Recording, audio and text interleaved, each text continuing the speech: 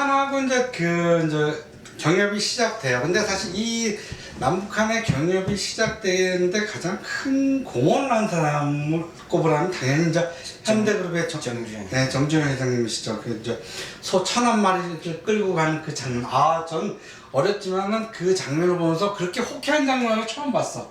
그래서 나도 돈 벌면 저런 거 한번 해봐야지 하는데 조금만 기다려 주십시오. 근데 지금 북한하고 이제 경협을 한다면은 아직 그 당시에 정주영 회장님이 김정일 위원장과 해갖고 북한 남북 경협에 대한 주도권을 현대아산에 굉장히 많이 줬죠. 근데 그 현대아산의 그 독점적인 사업권이 계속 유지가 될까요? 글쎄, 전번에 얼마 안 됐죠, 사실. 한 달 반 전에 이제 현대아산이 이제 주관해가지고 이 동해 크루즈를 한번 돌았는데, 저도 이제 거기 갔다 왔었거든요. 한 5박 6일 정도, 그 정도를 해가지고. 근데 이제 현대아산이 지금 현재 그러니까 북한 교류 사업들을 이제 못 하고 있잖아요. 그러니까 그동안 계속 하려고 그러다가 이제 못 하니까 대신 북한하고 하지 않고 다른 나라를 도는. 그러니까 이 동해 크루즈도 지금 러시아하고 그 일본을 도는 거니까 그렇게 하고 있거든요. 그리고 이제 하여튼 관광하고 이제 SOC를 북한이 아닌 외국에서 지금 이렇게 추진을 하고 있더라고요. 근데 하여튼 지금 그쪽이 제일 원하는 건 북한하고 이제 본격적으로 교류를 해서 여러 가지 사업 기회를 이제 잡는 건데, 근데 다른 이제 또 기업 사람들 얘기를 들어보면 이제 현대아산이 이제 초기에 뭐 그 창구를 여는데 기여를 했는데 지금 이제 다시 기회가 옛날만큼 주어지겠느냐, 그러니까 독점적 기회를 주겠느냐라고 이제 하면서 이제 의구심을 갖고 있는 사람들이 많이 있는 것 같아요.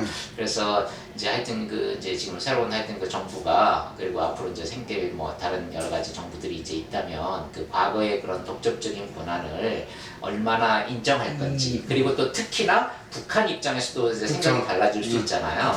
그래서 하여튼 거기에 대해서는 감론을박 많이 얘기가 될 것 같아요. 근데 북한에서 제가 알기로는 뭐 김정은 위원장하고도 이제 상당히 그 공감대가 있다고 들었거든요. 그리고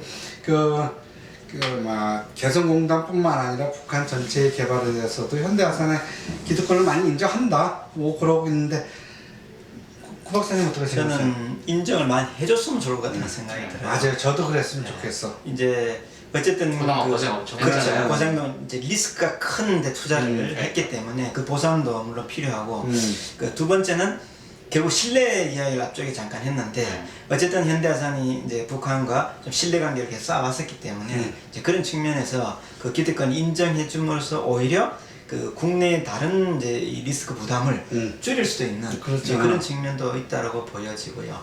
그래서 이게 어느 정도 좀 전반적으로 좀 신뢰할 수 있는 상황이 됐을 때에 또 다른 사람들에게 또 이제 기회에 갈 수 있는 이제 그런 확장이 될 수 있으면은 어떨까 싶습니다. 그러니까 타협점으로 이런 것도 있을 것 같아요. 그러니까 기존에 이제 북한하고 그 현대아산하고 이제 신뢰 관계를 토대로 해서 그 현대아산이 여전히 창구가 되고, 근데 혼자 이 사업을 다 할 수 없으니까 다른 이제 기업들한테 뭐 그걸 재한청을 좀 어떤 식으로 그렇게 하고, 창구는 오히려 하나가 더 좋을 수도 있어요. 북한이 완전히 개방된 그런 사회가 아닌 만큼. 더군다나 현대그룹은 또 여러 가지 북한과 관련된 사업을 할 수 있는 회사들도 많고, 그리고 저는 그 현대종합상사가 또 좀 더 큰 역할을 했으면 좋겠어요. 종합상사라는 거는 과거에는 수출입만 했지만은 이제는 뭐 파이낸싱도 하고 디벨로퍼도 하고 그러니까 그런 역할이, 현대아산의 역할이 좀 더 커졌고 중간에서 잘 했으면 좋겠다는, 그 정주영 회장님이 그 101마리, 1001마리 뜨고 가는 그런 모습을 다시 한번 현대가 재현했으면 좋겠습니다. 그런가, 우리 뭐 다 현대파처럼 느껴지네요, 갑자기. 저희 유튜브는 현대에서 스폰서를 받고 싶지만 현재 안 받고 있습니다. 자, 그런데 이제 이런 문제들의 결국 가장 큰 문제는 남한하고 북한의 문제도 있지만은 북한과 미국과의 문제가 사실은 더 큰 문제가 되거든요. 왜냐면 북한 핵을 갖고 있고 미국은 그 핵을 갖지 마라, 포기해라 하는 거면서 지금 계속 남북 경협을 막고 있어요. 그럼 미국은 언제까지 남북 경협을 막을 수 있을까요? 그 참 어려운 문제인데, 하여튼 지금 뭐 미국은 빅딜을 원하고 북한은 단계적인 그 딜을 원하는 거잖아요. 하여튼 그게 큰 차이인데, 하여튼 이럴 때는 결국은 큰 이슈가 그게 뭐가 될지 모르죠. 큰 이슈가 한번 터져야 이게 쌍방이 합의를 할 것 같아요. 그렇죠. 그래서 저는 그게 뭐가 될지 모르겠지만 하여튼 그 큰 이슈가 터져서 하여튼 그 타협점을 찾는 쪽으로 가면 정말 좋겠어요. 저는 궁합, 궁합. 타이밍 이 두 가지 이야기하고 싶어요. 결국은 이제 정치 리더 궁합도 속궁합이 있고 겉궁합이 있는데 다두개 다니까.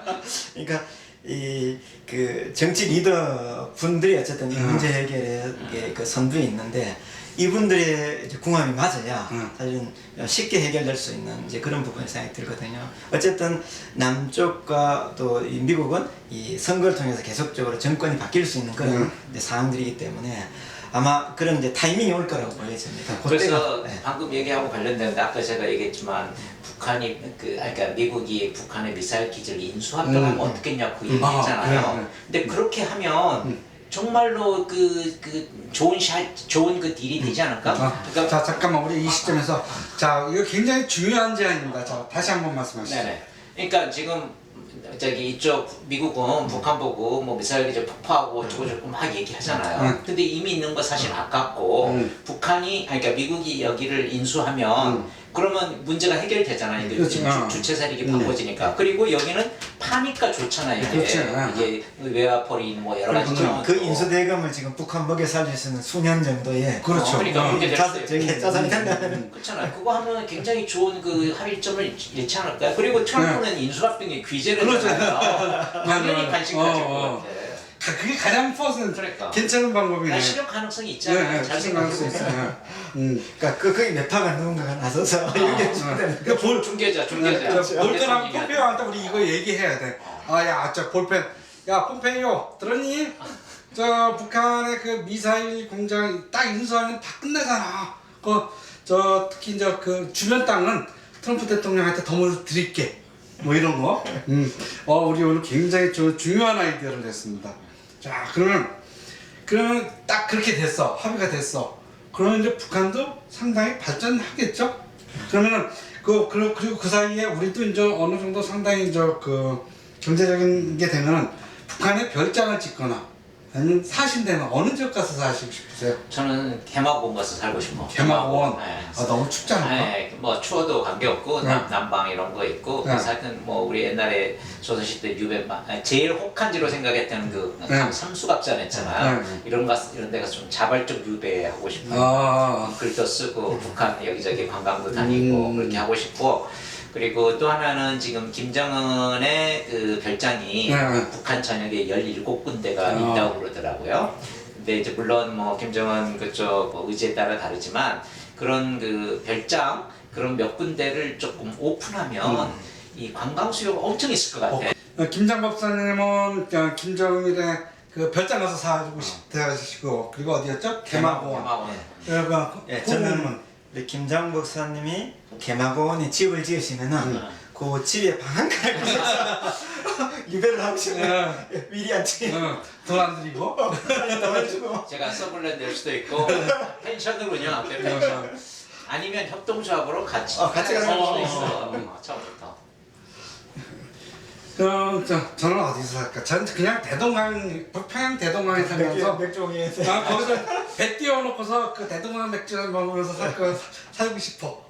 너무 멀리 가면 좀 외롭고 그래도 경치 좋은 데는 한 군데 있어야 되겠죠. 금강산에다 해볼까?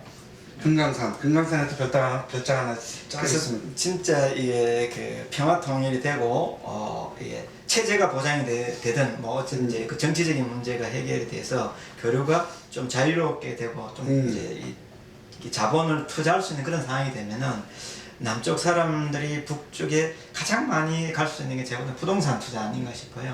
네, 그래서 지금은 동해 쪽에 중심으로 그 세컨 하우스 같은 것도 이제 만들고 하지만 오히려 북쪽 지역으로 가면은 교류가 계속 활성화되면서 자연스럽게 이 전체적인 어떤 그 경제력이 높아지는 그런 것도 우리가 생각해 볼 수 있는 것 아닌가 생각이 또 듭니다.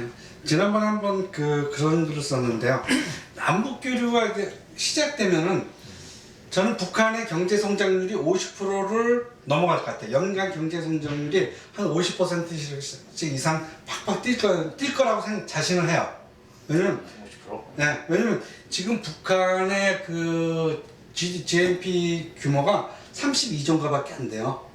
근데 우리나라가 16조만 1년에 투자해도 50%가 팍팍 뛰는 거야. 50%가. 그러니까 이런 경제 성장률이 전 세계에서 없죠. 근데 어느 나라가 50%씩 몇 년만 해도 상당히 북한은 중산층 국가가 될 수 있지 않을까 싶어요. 빨리 김정은 위원장님께서 빨리 개방하셔야 될 텐데. 아프리카 몇 개 국가들이 한때 그런 적이 있었죠. 그러니까 이제 연간 50%의 성장률이 기회가 있습니다. 김정은 위원장님 빨리 해주시기 바랍니다. 자, 그렇게 해서 이제 오늘 북한 얘기를 이제 재밌게 했습니다. 사실 우리가 이렇게 웃고 또 웃으면서 했지만은 사실 남한이나 북한이나 이게 간절한 마음이 있죠. 그래서 이제 오늘은 북한 문제 마지막으로 이게 제가 쓴 책 요게 계기가 됐습니다. 다음번에도 이제 북한 책이 하나 더 나오는데 오늘 얘기는 여기까지 하고요. 다음번에는 우리가 무슨 주제로 하기로 했죠? 여행 얘기인데요. 그러니까 잠깐만, 왜 여행을 하냐? 이분은 백두대간에 이제 거의 이제 미치셨고, 여기 이분은 걷는 분, 이쪽은 등산, 이쪽은 걷는 삼남로하고 영남로를 서울에서부터 저 땅끝까지 다 걸었습니다. 이거 뭐 그래서 오늘 다음번 주제가 여행이 아닌 게 오히려 이상합니다. 그리고 오늘 그리고 이제 북한 비즈니스 아이템 얘기하면서 북한 관광 여행 이제 그런 얘기도 하고 그래서 더 이제 그런 생각이 들었어요. 그래서 지금 이제 여행, 관광, 순례 이런 세 가지 이제 키워드가 있는데 이제 그동안에는 이제 좋은 데만 딱딱딱 찍어서 가는 관광 그리고 중간은 그냥 차 타고 비행기 타고 하는 그런 식으로 갔거든요. 근데 지금 이제 이런 관광 수요는 앞으로 물론 더 커지긴 하겠지만 이제 사람들이 좀 식상해하고 있어요. 그래서 여행 자체를 좋은 데만 이렇게 딱 골라서 가지 말고 조금 더 이렇게 실제로 걷기도 하고 문화유적지도 가고 그리고 또 나쁜 것들도 좀 보고 다크 투어 이런 관점도 보고 이런 식으로 좀 진짜 약간은 고되지만 의미 있는 여행으로 지금 이미 사람들이 많이 갔거든요. 우리도 지금 이미 그렇게 가고 있잖아요. 그리고 이제 여행에서 이제 더 진화를 하면 이제 순례로 이제 가게 되는데 필그리미지죠. 필그림 한다고 그러잖아요. 근데 그거는 이제 원래 종교적인 이유 때문에 이제 돌아가면서 이제 성지 찾아서 이렇게 걸어다니는 순례로 시작을 했지만 요즘은 자기 자신을 찾기 위해서 이제 그런 순례를 하고 있거든요. 그러니까 예를 들면 산낙길을 우리가 계속 간다. 이것도 어떻게 보면 순례하는 그런 마음으로 가는 거거든요. 이게 고생은 되지만. 그러니까 춘향과 이몽룡을 기리면서. 그러니까 뭐 그런 것들도 있지만 사실은 가면서 이제 여러 마음 맞는 사람들로 얘기를 하고 막 그러고 있거든요.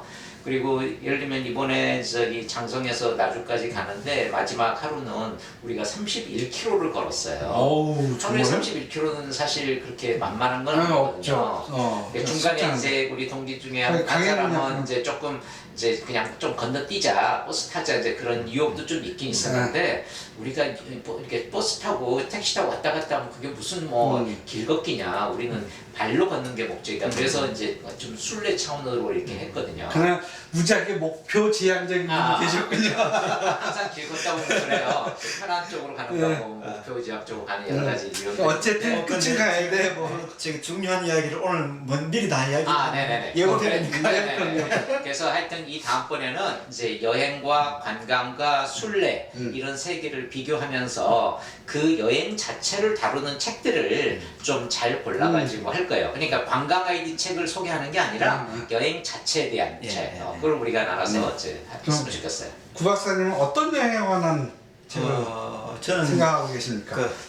몇 가지가 있는데요. 그러니까 이제 여행과 문화 인류학적 관점에서 접근하는 이제 그런 내용들, 또 그 기행적인 그 기행문 이런 쪽에 접근해서 한번 고민하면 좋겠다 이 생각이 듭니다.